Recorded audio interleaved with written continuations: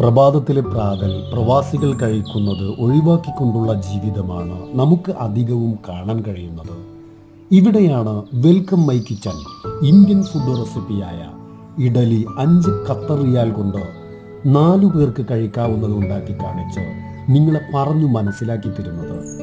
പ്രാതൽ പ്രഭാതത്തിൽ കഴിക്കുന്നതോടെ നമുക്ക് പൂർണ്ണമായ ആരോഗ്യവും പ്രതിരോധ ശക്തിയും വിവേകപൂർണമായ ജീവിതത്തിനും കാരണമാകുന്നു എന്നുള്ളതാണ് പഠന റിപ്പോർട്ട്.